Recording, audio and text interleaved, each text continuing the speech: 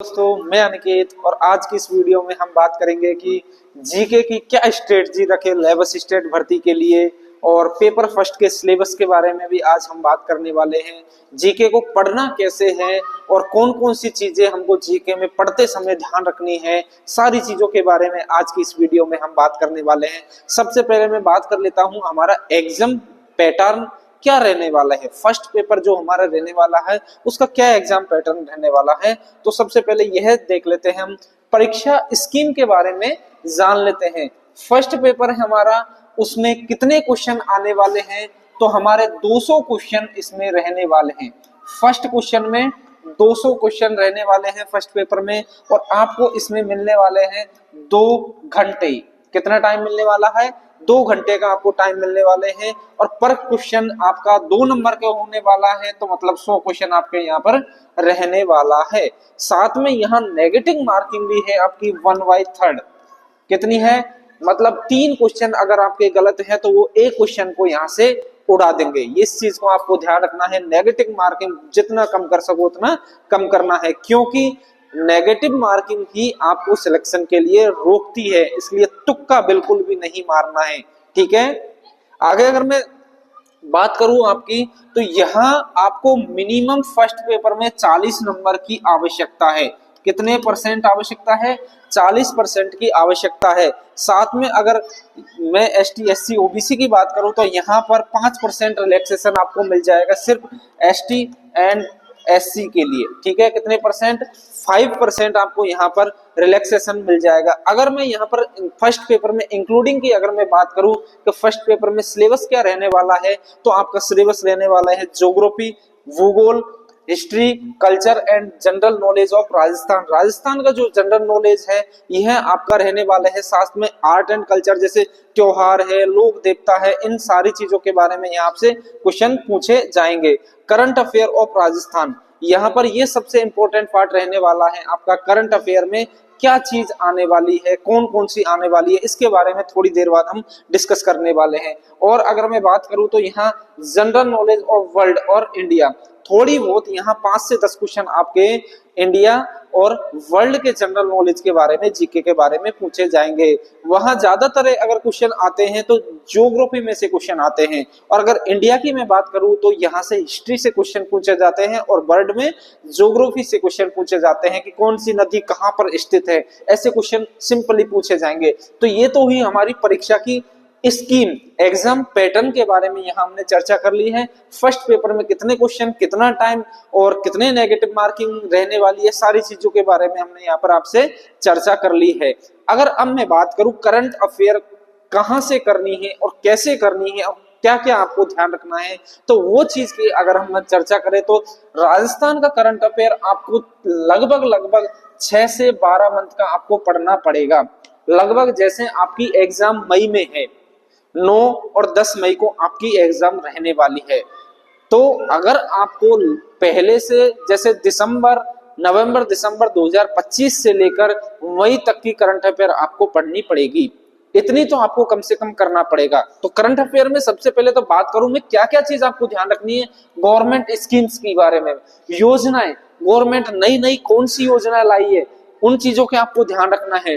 दूसरी अगर मैं बात करूं यहाँ पर अवार्ड, कौन को कौन सा अवार्ड मिल रहा है, किस व्यक्ति को खेल के क्षेत्र में है, किसी को साइंस एंड टेक्नोलॉजी के क्षेत्र में है, मतलब कौन सा अवार्ड किस व्यक्ति को मिल रहा है, तो इन चीजों के बारे में आपको याद रखना है। तीसरी और सबसे इंपॉर्टेंट बात रहने वाली है बजट और पॉलिसी। मतलब जो भी कोई गवर्नमेंट आती है तो हर सत्र में एक बजट पास करती है, उस बजट को आपको जरूर पढ़ना है। और मेरी सलाह मानो तो आप रोज न्यूज़पेपर जरूर पढ़ो, क्योंकि न्यूज़पेपर आपके लिए करंट अफेयर का ही सबसे बेस्ट पार्ट रहता है। बाकी तो हर महीने की मंथली क्रोनोलॉजी आती है, उन क्रोनोलॉजी को भी आप पढ़िए। पर डे क्रोनोलॉजी आती है। अगर आपको करंट अफेयर से जुड़ना तो हमारे टेलीग्राम लिंक पर डिस्क्रिप्शन में डाल दिए जाएंगे, टेलीग्राम से जुड़ जाइए। वहां भी हम रोज करंट अफेयर्स के क्वेश्चन रोज डाले जाएंगे। तो इस चीज को आप ध्यान रखना कि आपको करंट अफेयर में ये 3 मेन इंपॉर्टेंट चीजें हैं जो आपको पढ़नी चाहिए। अगर आगे नेक्स्ट में बात करूं राजस्थान जीके की या फिर जीके की कौन सी बुक आपको पढ़नी है, तो सबसे अगर आपका बेस अच्छा है तो बेस के लिए आपको जीके के लिए लूसेंट बहुत अच्छी बुक है। लूसेंट बहुत ही अच्छी बुक है। मैंने खुद ने भी लूसेंट से ही तैयारी करी, क्योंकि मैं पहले जैसे अगर किसी का बेस अच्छा नहीं है तो उसको पढ़नी है हमको एनसीईआरटी। और एनसीईआरटी कहां से कहां तक, आपको 6 क्लास से लेकर 10th क्लास तक की एनसीईआरटी आपको पढ़नी है। ये सिर्फ फर्स्ट पेपर के लिए, किस पेपर के लिए है, सिर्फ और सिर्फ फर्स्ट पेपर के लिए। तो आपको फर्स्ट पेपर के लिए 6 से 10 तक की एनसीईआरटी आपको पढ़नी पड़ेगी, और रोज कम से कम 2 से 1.5 से 2 घंटे आपको लगभग जीके पढ़नी पड़ेगी, तब जाके आपका फर्स्ट पेपर क्लियर होगा। और फर्स्ट पेपर क्लियर होगा तभी आप सेकंड पेपर को क्लियर कर पाओगे। कई बार क्या होता कि सेकंड पेपर तो हमारा सब्जेक्टिव पेपर रहता है, जैसे साइंस हुई, ज्योग्राफी हुई, वह हमारा क्या है, सब्जेक्टिव पेपर है। तो उसको तो हम क्रॉस कर लेते हैं आसानी से, उसमें कट ऑफ हम पार कर लेते हैं, परंतु कभी कभी हमारे 40% नंबर भी नहीं आ पाते। तो उस 40% नंबर लाने के लिए हमको फर्स्ट पेपर क्लियर करना पड़ेगा। इसलिए आपको इस चीज का ध्यान रखना है कौन सी बुक हमको पढ़नी है। अगर आपका बेस अच्छा है तो लूसेंट, अगर आपका बेस अच्छा नहीं है तो एनसीईआरटी सबसे पहले उठाइए। अगर मैं दूसरी बात करूं, आपने ये दोनों बुक पढ़ ली अच्छे से, तो आपको फिर करना है पीवाईक्यू। पीवाईक्यू का मतलब है previous year question. Last year जितने भी पेपर हुए हैं लैब असिस्टेंट के, वो पेपर आपको उठाने हैं, और वहां आपको एग्जाम का पैटर्न भी पता चल जाएगा और एग्जाम के क्वेश्चंस भी वहां आपको पता चल जाएंगे, किस टाइप के क्वेश्चन कौन से टॉपिक में से कैसे आ रहे हैं, सारी चीजों के बारे में आपको पता चल जाएगा। तो आपको ध्यान रखना है, पीवाईक्यू क्वेश्चन आपको जरूर लगाने हैं। और अब जितने भी एग्जाम हुए लास्ट एक साल में, 2025 में या 2026 में रीट हुई है, तो उन पेपरों को भी आपको चेक जरूर करना है। क्यों? क्योंकि उनसे आपको पैटर्न का पता चल जाएगा कि इस टाइप से क्वेश्चन आपसे जीके में पूछे जा रहे हैं।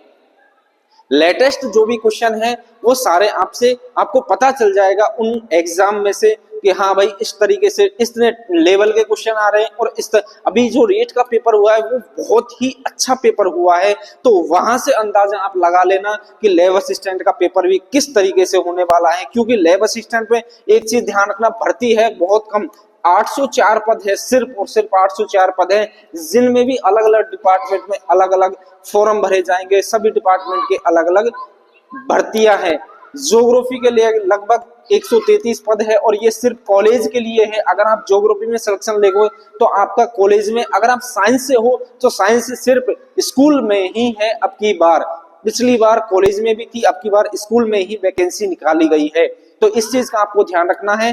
दूसरा, जैसे आपने कोई टॉपिक पढ़ लिया तो उस टॉपिक के रोज आप शॉर्ट क्वेश्चन या फिर आपको रोज के रोज एमसीक्यू क्वेश्चन लगाने हैं, तभी आपका बेस बनेगा, तभी आपकी स्टडी मजबूत होगी, और तभी आपको पता चलेगा कितना निचोड़ मेरे अंदर है, कितना मैं पढ़ चुका हूं और क्या क्या मुझे पढ़ना है। अगर आपसे कोई क्वेश्चन नहीं हो रहा है तो उस क्वेश्चन को लिख लेना, कोई सी भी एक सेपरेट कॉपी बना लो और उस कॉपी में लिख लेना कि हाँ भाई मुझे ये क्वेश्चन नहीं आ रहा है, मैंने एक टॉपिक पढ़ा है आर्ट एंड कल्चर में, मान लो आपने लोक देवता के बारे में पढ़ लिया, लोक देवता पूरा टॉपिक पढ़ लिया अच्छे से, फिर आपने उसके बारे में एग्जाम दिया, मतलब आपने क्वेश्चन टेस्ट दिया, तो क्वेश्चन टेस्ट में आपने देने के बाद मान लो 20 क्वेश्चन आए, 20 में से आपने 15 कर दिया और 5 नहीं आए, तो उन 5 क्वेश्चन को एक सेपरेट कॉपी बना लो और सेपरेट कॉपी में लिख लो। उसके बाद में आपके अच्छे से समझ में आ जाएगा, वो क्वेश्चन 5 कभी भूल नहीं पाओगे आपको। और जहां तक, क्योंकि हम जितना पढ़ते हैं उसमें से जो हमको नहीं आता है उनमें से ही लगभग एग्जाम में पेपर पूछा जाता है। और अब ये नहीं सोचना है आपको कि क्वेश्चन सीधा आ जाएगा, सिर्फ सीधे सीधे क्वेश्चन पूछ लेगा, नहीं, अब क्वेश्चन घुमा फिरा के क्वेश्चन आ रहे हैं। आपको क्वेश्चन आता है फिर भी आपको वो क्वेश्चन, मतलब हम पढ़ेंगे तो ऐसा लग रहा है मुझे से ये क्वेश्चन हो जाएगा, परंतु वो क्वेश्चन हमसे नहीं होगा, क्योंकि जब तक हम डीप में नहीं जाएंगे किसी भी क्वेश्चन को, किसी भी रिलेटिव टॉपिक को अपन डीप में नहीं पढ़ेंगे तो हमारा एग्जाम जो पेपर है वो बहुत डीप से आ रहा है। रीट का पेपर जैसे ही देखा, अच्छे बच्चों की हवा को सके, जो एग्जाम में मतलब जो कोचिंग करवा रहे हैं उनने भी ये सोचा कि अब की बार पेपर कहाँ से आ गया, कैसे आ गया, उनको खुद के ही समझ में नहीं आ रहा। तो आप देख लेना, उस तरीके से तैयारी करनी है, उस लेवल की तैयारी करनी है आपको। और जहां तक हो सके हम अगले नेक्स्ट मंथ से क्लास स्टार्ट करने जा रहे हैं, जीके की भी आपको रोज क्वेश्चन करवाएंगे और साइंस के लिए भी हम रोज क्वेश्चंस करवाने वाले हैं। दूसरा, आपको अगर कोई भी डाउट हो तो टेलीग्राम पर यहाँ कमेंट बॉक्स में आप कमेंट कर सकते हो। दोस्तों, वीडियो पसंद आए तो चैनल को लाइक, शेयर और सब्सक्राइब जरूर करना, और कोई भी डाउट हो तो आप टेलीग्राम और या फिर हमारे कमेंट बॉक्स में कमेंट जरूर कर देना। थैंक यू दोस्तों।